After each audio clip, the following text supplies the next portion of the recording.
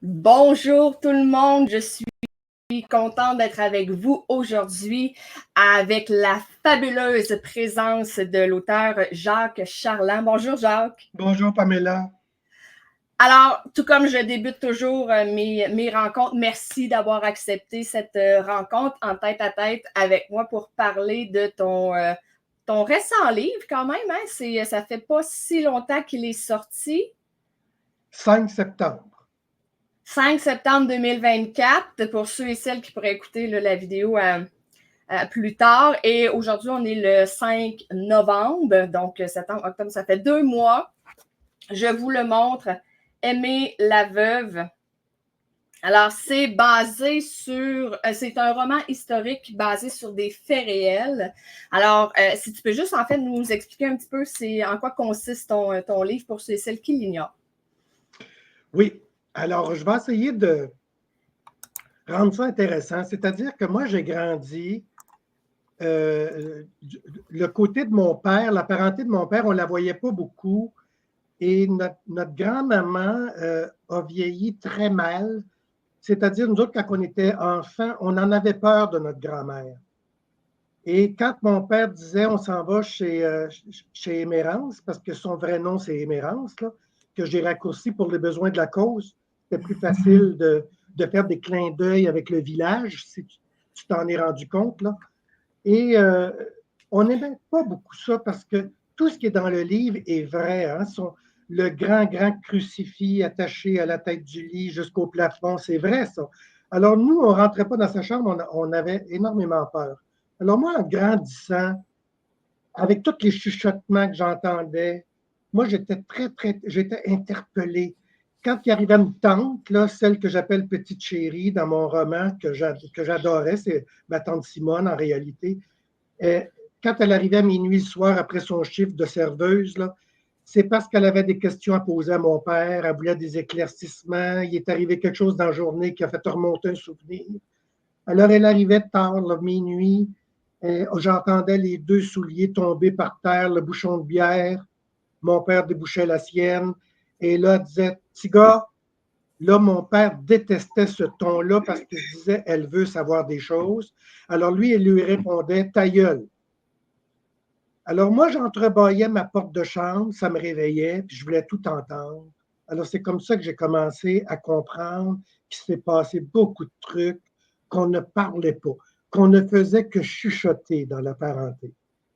Alors, c'est comme ça que j'ai appris qu'une tante était plutôt une cousine. C'était le premier enfant de ma tante. Tu comprends? On commençait à démêler tout ça. Là, j'ai grandi en en portant tout ça dans mon cœur, dans mon âme, j'ai été obligé de gérer ça émotionnellement. Et un jour, les premières lignes se sont écrites en 1987. J'ai écrit les premières lignes qui sont en réalité la scène de la carriole, Pamela.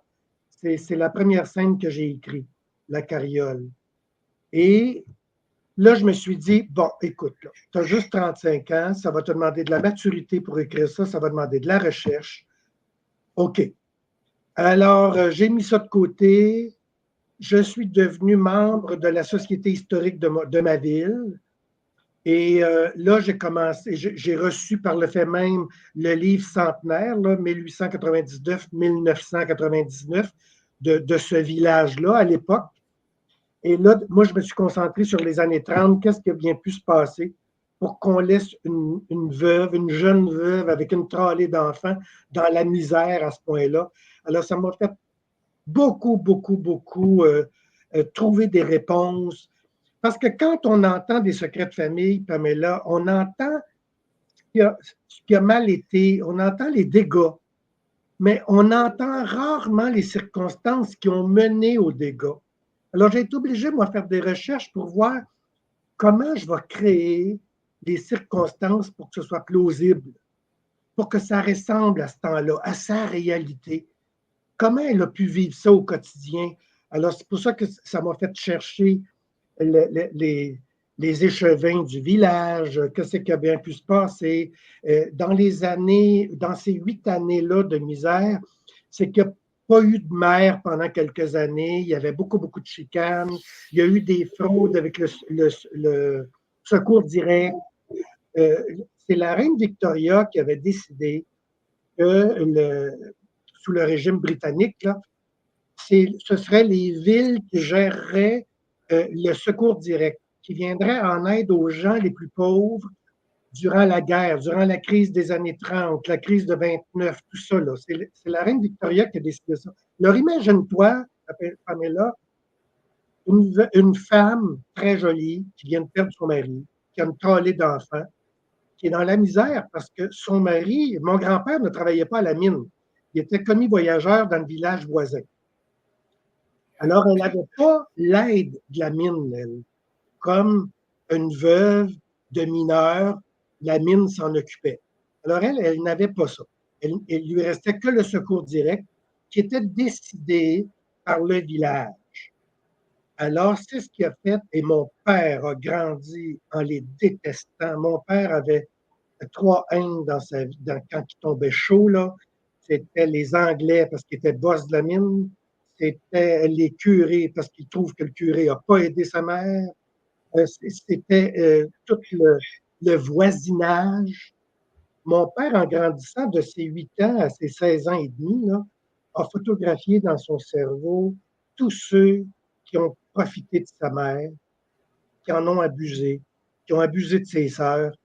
Et je te jure, Pamela, moi, mon premier job à 15 ans, c'était dans un hôtel à Asbestos et tout le monde savait, petit gars charlant, là, tout le monde savait, il y avait des hommes qui ne pouvaient pas pénétrer dans l'hôtel quand mon père y était. Ah ouais, hein? Oh oui, oui, oui, oui, oui. D'ailleurs, il a failli en tuer 2. Ça, là, ça voulait dire un tel, un tel. Moi, mon boss, Claude Leblanc, à l'époque, à l'Hôtel Québec, à Asbestos, me disait si tu vois tel monsieur rentrer, ton père est à la taverne, là, tu vas lui dire il y a 5 hôtels à Asbestos qui sont capables d'aller ailleurs. Parce qu'il mangeait toute une raclée. Là. Mon père a grandi avec une hargne envers ces hommes-là, tu n'as pas idée. Alors, mon père, quand il était à jeun, c'était l'homme le plus merveilleux au monde, avec beaucoup d'humour, mais quand il tombait chaud, c'était son délire, sa souffrance d'enfance qui remontait, et on entendait dans ses délires des noms qui revenaient. Alors, imagine-toi comment j'ai été obligé de réfléchir, comment j'ai été obligé de tirer tout ça au clair, comment j'ai été obligé de faire des recherches. Et quand je me suis senti prêt, alors, au fur et à mesure des années, j'écrivais le matin très tôt avant de m'en aller travailler. Moi, j'ai écrit ce roman-là au fur et à mesure des années que j'ai pu terminer en 2020. Et là, j'étais prêt. Alors, je me suis mis dans la peau de ma grand-maman. Je me suis dit, OK, tu l'aimais pas, tu étais tout habillé en noir quand tu étais petit, là, mais ça, c'est parce qu'il y avait des raisons. Alors, va-t'en dans sa réalité, là, habite-la. Alors, inutile de te dire que j'ai pleuré des mois et des mois en écrivant ce roman-là, scène après scène, parce que je voulais être le plus fidèle possible à sa réalité. Elle en a arraché. Je vous jure, là, Ah oui. c'est quelque Oui. chose. Ça, je confirme. La loi ou le règlement, là, selon le fait qu'il y avait de l'aide seulement quand le mari travaillait à la mine, ça existait vraiment? Oui, ça existait vraiment.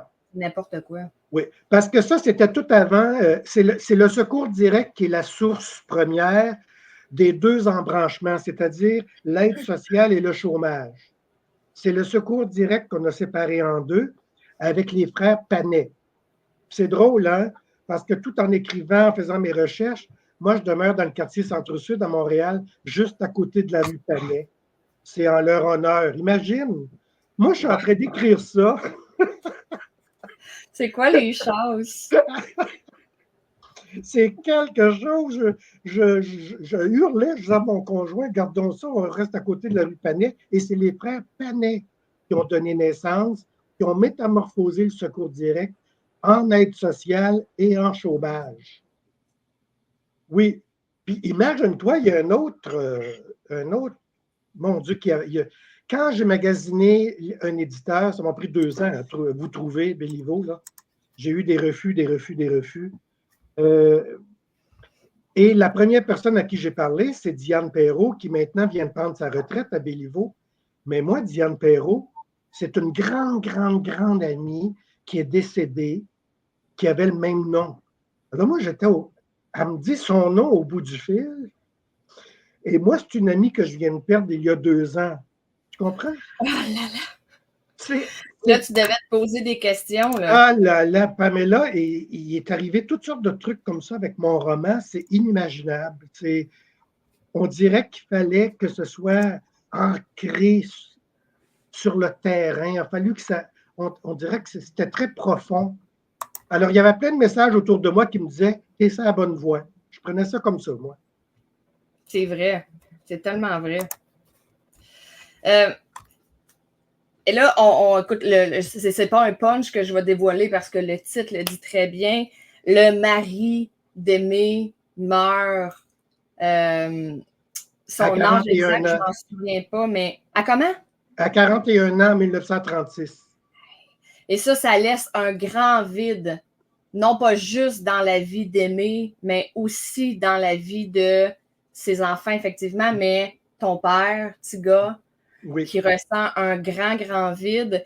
Est-ce que tu as eu l'opportunité de, peut-être que tu l'as dit, puis ça m'a échappé, je m'excuse, là, mais de parler avec ton père pour qu'il te résume tout ça ou non? OK.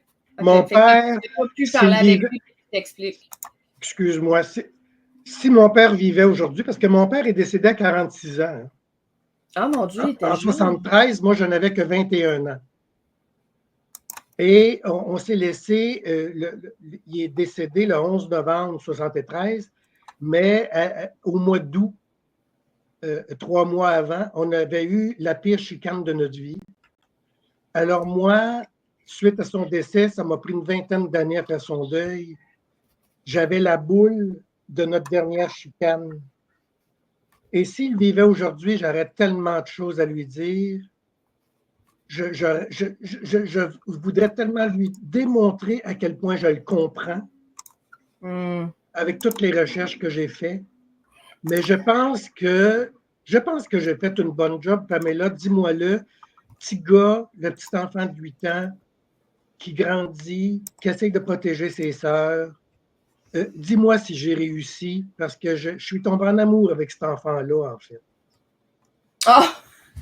Ben oui. Oui, tu sais, malgré tous les mauvais coups qu'on pourrait assumer qu'il a fait, dans le sens où à un certain moment donné, la bagarre est plus présente, ben, tu sais, ça se ressent, en fait, là, que c'est sa colère de l'injustice qui se manifeste dans son quotidien, que ce soit pour une bonne raison ou non, on le ressent très bien.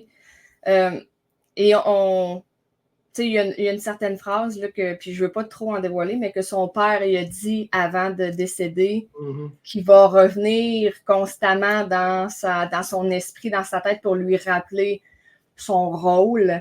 Oui. Ça, on le perçoit vraiment très bien. On le voit un peu comme celui qui va à la guerre. C'est comme en plus, c'est un peu le temps de la guerre dans ce moment-là, mais il va à la guerre pour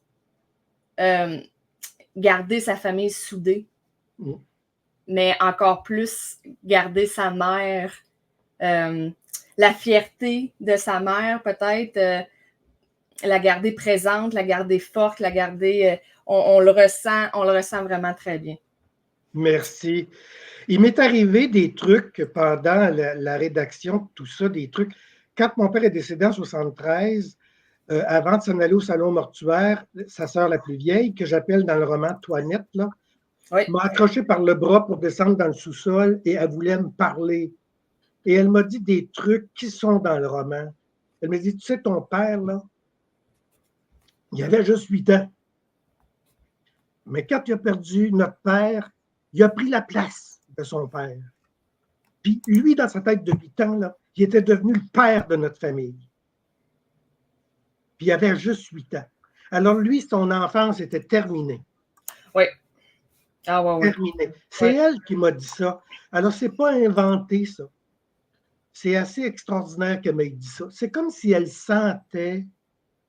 Ma mère lui avait dit, genre, qu'il y a toute une mémoire. C'est comme si ma tante pressentait que peut-être un jour ça s'est écrit ça. Et moi, je voulais vraiment rendre hommage à ma grand-mère. C'est le fun parce que là, mes cousines, quand je suis allé à Val-des-Sources, parce que maintenant, Asbestos s'appelle Val-des-Sources, pour une dédicace à la bibliothèque de Val-des-Sources, mes cousines étaient là et mes cousines avaient hâte de le lire. Et la cousine la plus jeune euh, de toutes mes cousines, Sylvie, me dit, ça, là, ça va être le patrimoine de la famille, ce livre-là. Je le mets dans mon testament. Oh, wow! Ah, ça, c'est beau, ça. Ça, c'est... oui. C'est un très beau geste, une très belle pensée envers tous les efforts, les recherches, le temps, la passion que tu as mis pour écrire cette œuvre-là. Les détails. Elle est obnubilée par les détails. Les galettes sur le poêle, les détails. Tu sais, elle, là, c'est comment tu as fait pour tous ces détails-là. Là. Mais j'avais tout retenu ça. C'est ma mémoire. C'est les délires de mon père qui m'ont guidé, en fait. Et je trouve ça quand même impressionnant qu'avec le peu, tu sais, tu avais, un peu comme tu disais tantôt, tu avais il y a toujours l'envers de la médaille à une situation. Fait que tu avais certaines informations, puis tu as réussi à aller mettre, moi, ce que je dis tout le temps, c'est de la chair autour de l'os. Mm-hmm. Mais pour que tout garde son sens, que tout ce qui arrive garde ou apporte la même émotion que si tu avais réellement écrit ce qui s'était vraiment, vraiment passé dans les moindres détails. Là. Mais et ça, ça a dû être quand même ardu. Y a-tu eu des moments où tu trouvais une information que tu voulais mettre et là, tu dis, ah non, ça ne fonctionne pas avec le reste de l'histoire ou la direction vers où je veux m'en aller? Non, c'est pas arrivé, ça. Non, c'est pas arrivé comme ça. C'est que j'étais tellement inspiré. Moi, j'ai écrit ça toute l'année 2020 quand j'ai terminé, là, sur 4 mois. Là. J'étais tellement inspiré. Hey, ça a donné des phrases. Te souviens-tu, Pamela, l'ayant lu euh, tout ce que souhaite aimer, c'est qu'un jour ses larmes, tout comme celles de Jésus, se plâtrent d'elles-mêmes. C'est des phrases là, qui me sont venues parce que j'étais dans sa peau. Tu comprends? J'étais incapable après de changer ces phrases-là. J'étais incapable de les enlever. Et ça t'est venu spontanément? Ça t'est Oui, venu. oui, Ah oui, très hein? inspiré, oui. Wow! Parce que moi, je me souviens, quand j'étais petit, j'avais vu ma grand-mère engueuler Jésus sur son gros crucifix, là. Puis elle te l'engueulait pas à peu près, là. Elle est décédée dans la culpabilité, cette femme-là, là, qu'est-ce qu'elle est Oh. obligée de faire, là? Dans la culpabilité qu'elle a. Et t'as d'ailleurs fait une scène hein, où la mère, où elle engueule le crucifix, puis Mhm, petit gars, il la regarde ou il l'entend, je me souviens plus très bien mhm, de. Et elle parle. Tu sais, à cette époque-là, j'ose croire qu'on n'osait pas trop s'affirmer ou mhm, on avait peur un peu de manquer de mhm. respect envers l'Église, envers Jésus, envers Dieu. Elle y allait. Elle y allait. Oui, Elle avait quelque chose à dire. Elle avait de quoi sur le cœur. Je te le dis, puis advienne que pourra, mais elle semblait vraiment assumer oui. très bien comment elle pensait, son opinion, puis où elle voulait s'en aller. Puis en même temps, elle était dans la misère combien d'années? 8 ans. C'est Les, long, là. les 8 ans de mon père jusqu'à ses 16 ans et demi, quand il est rentré à la mine en 44, là, tu sais, de 36 à 44, c'est 8 ans. Parce que quand mon père est rentré à la mine, là, il a sorti de la misère. Il est tourné chercher sa mère. Et puis, avec ses premières payes de la mine, là, ma grand-mère ne manquait plus de rien. Là, tu comprends? C'est 8 années très, très longues à vivre. Là. Mon père était plus capable d'être un enfant. Dans sa tête, il était un homme. D'ailleurs, M. Aubu, le correcteur, et il me disait, tu parles de petit gars comme s'il était un homme. J'ai dit, monsieur Aubu, petit gars, à l'âge de 8 ans, il était un homme. Il ne faut pas oublier ça, là. C'était un homme de 8 ans dans sa tête. Et c'est 8 ans où ni elle, ni les enfants mangeaient à leur faim. Ouais. Ou justement, comme tu as dit tantôt, les fameuses galettes sur le poêle, ils en ont mangé en tabarnouche. Est-ce que le... Et là, j'ai un peu... moi, j'ai tout le temps peur de dévoiler un punch ou un spoiler, je ne sais pas trop comment dire ça, mais la personne qui tentait, l'homme qui tentait de faire de l'intimidation, y a-tu vraiment existé? Oui. Moi, quand j'étais jeune, on restait dans le quartier ouvrier d'Asbestos. Et ça a été très intriguant, moi, dans ma tête d'enfant, parce qu'il y avait un homme qui ne pouvait pas virer le coin Bourbeau et Panneton où on demeurait parce qu'il n'était pas mieux que mort. Alors, moi, j'étais obligé de faire des recherches, comment ça se fait que mon père. Alors, c'était probablement un décideur de ce temps-là. Que ton père a pris soin de s'en occuper oui. personnellement. Hein? Oui. Une couple de fois, on l'a vu au bout de son bras. Là. Ah, ouais, hein? Oui. Et comme nous, on demeurait en face du poste de police, les polices sortaient tout de suite pour venir à la défense du bonhomme, puis ils disaient, petit gars, calme-toi. Mais tout le monde connaissait l'histoire de mon père. Tu sais, c'est vraiment épouvantable. Là. Ah, ouais, c'était. Puis cette personne-là, sérieusement, on réussit à l'haïr pendant la lecture. On sait qu'il est aux alentours, on fait ah, pas encore lui. Qu'est-ce qu'il fait encore là? Et en tout cas, puis tout ce qui va arriver. Ta grand-mère a aussi dû assumer beaucoup de. Pas assumer, excuse. Voyons. Elle a vécu, je cherche mon mot, fait que je vais juste changer ma phrase. Elle a vécu beaucoup de radotage, de mensonges, de personnes qui parlaient contre elle, sans réellement savoir, hein, parce que c'est facile de dire que telle personne fait ci, mais quand on ne sait pas l'histoire en arrière, c'est tout autre chose. Donc, elle a gardé sa fierté, ou du moins, elle semblait garder sa fierté malgré toutes les mensonges puis les discussions qui circulaient à son sujet.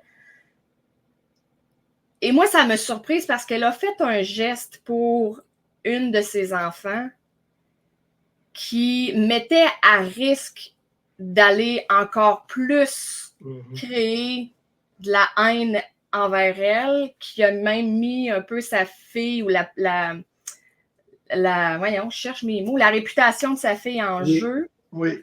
Ça, c'est arrivé pour vrai? Oui. Mais pour elle, c'était plus important sa fille. Elle se disait, de toute façon, les hommes tournent autour ici, puis ma réputation, je l'ai perdue, là. Je vais m'occuper de ma fille. Il n'est pas question que quand Victor reviendra de la guerre, que ma fille ait perdu sa réputation, puis quelque chose se brise. Non. Elle a focusé sur les enfants. Elle a focusé sur ses filles. Et là, on ne dévoilera pas l'élément principal de ce dont on parle parce que je veux que vous viviez l'émotion quand vous allez le lire et l'apprendre, mais le mot premier qui me vient en pensant à elle, c'est courageuse.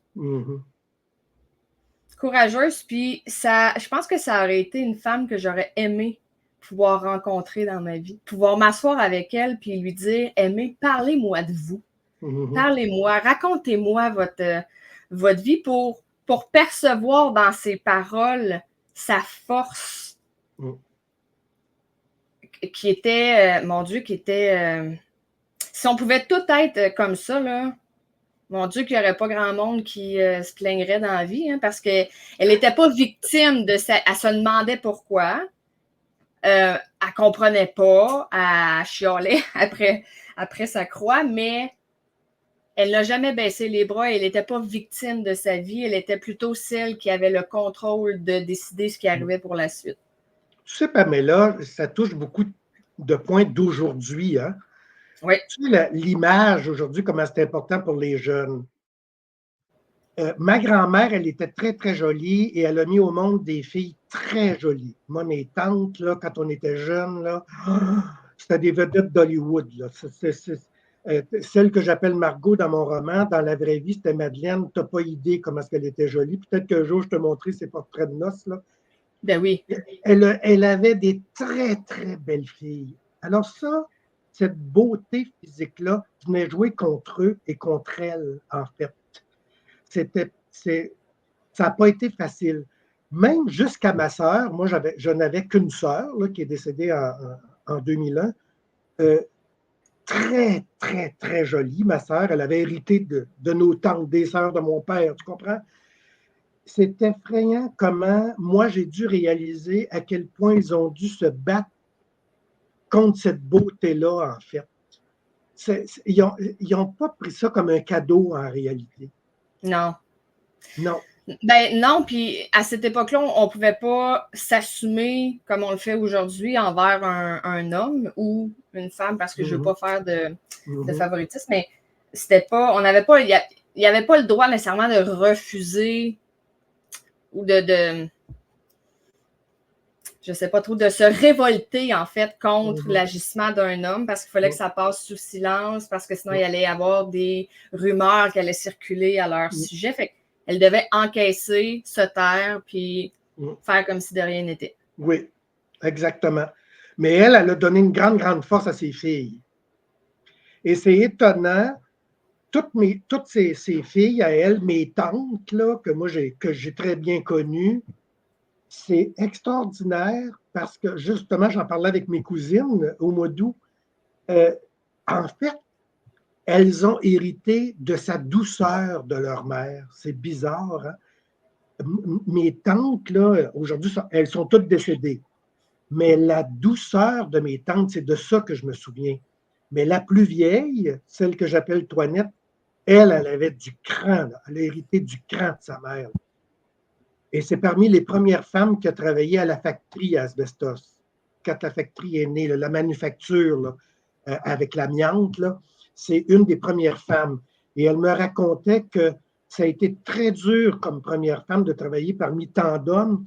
Il n'y avait même pas de toilette pour les femmes, c'est-à-dire qu'il n'y avait même pas de porte à les toilettes. Elle était obligée de faire ses besoins devant les hommes. Elle aurait été obligée d'avoir un caractère, tu n'as pas idée. Alors, elle a hérité du caractère de sa mère. Mais chose étonnante, avec les enfants, elles étaient tellement douces. Moi, la plus vieille, là, celle que j'appelle Toinette, pendant des années, a fait le Père Noël dans notre famille. Elle allait partout, partout, dans toutes les familles, donner les cadeaux aux enfants. Oh. C'est une femme adorable. Adorable. Là. J'ai des souvenirs, Pamela, c'est extraordinaire. Est-ce qu'il pourrait y avoir une suite à ce livre-là? Là, la suite, elle serait trop, mon Dieu, elle serait trop vite parce qu'il y aurait trop de vivants. J'aurais peur de manquer de respect aux vivants. Toi, tu veux dire qu'il y aurait trop de personnages dans la suite qui sont encore vivants aujourd'hui? Oui, OK. oui. OK. Il faudrait laisser un laps de temps. J'ai d'autres projets à proposer à Béliveau Éditeur. Là. J'ai un pamphlet sur la colère, j'ai mon tome 2 de mon premier livre, j'ai plein de trucs à proposer à Béliveau. Fait que ça va me donner comme un répit de mon roman, puis on verra pour le tome 2 dans un an ou deux. Là, tu sais. OK, c'est pas si loin, fait qu'on n'a pas à patienter nécessairement 10 ans avant d'avoir Tout le la monde suite. me demande ça. Jacques, vas-tu avoir une suite? Ben, on en veut une suite. C'est un monde dans lequel on ne veut pas sortir.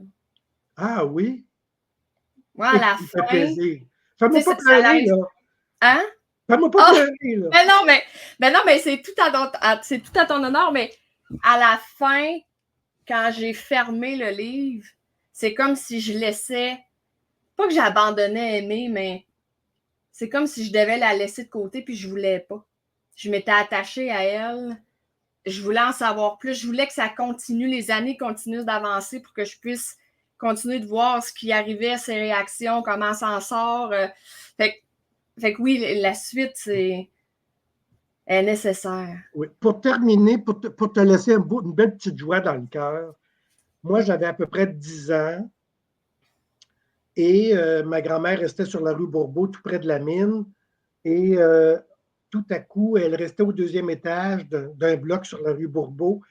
Et il est arrivé un monsieur voisin là, de son appartement. Et ils sont tombés en amour. Elle a été heureuse pendant 4 ans avec ce monsieur-là. Nous autres, on n'en revenait pas. On a vu notre grand-maman pendant 4 ans se métamorphoser. Belle, là. Oh, mon Dieu! Qu'on n'avait pas vu depuis des années. Je n'avais pas grandi devant une grand-maman belle comme ça. Et il est décédé, fait qu'elle est retombée veuve, là. Mais elle a eu 4 ans de bonheur avant vraiment qu'elle périclite, là, avant sa fin, dans la soixantaine. Ils étaient beaux tous les deux, ils étaient beaux, ça n'a pas de bon sens. Un bonheur tellement mérité après avoir vécu sa vie. Je vous le remonte. Aimer la veuve de Jacques Charland chez Béliveau Éditeur. Merci Jacques d'avoir pris ce moment pour nous parler de Aimer, qu'on aime justement. Et je te souhaite en fait plusieurs autres projets aussi. J'ai comme dévorant, mais... Je pense que je suis bien tombée, Pamela. Vous êtes tellement de belle gang. Mathieu est tellement fin que c'est ça. J'ai prié tellement pendant des années à me dire, je vais-tu atterrir quelque part qui a du bon sens?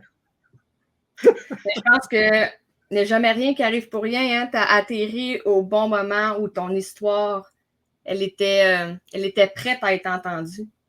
Et je suis heureuse que Béliveau ait pris la décision de la faire entendre au plus large public possible. Et que t'es fine. Merci beaucoup, Pamela. Merci. Je vous souhaite bonne lecture, tout le monde. Bye bye. Bonne journée.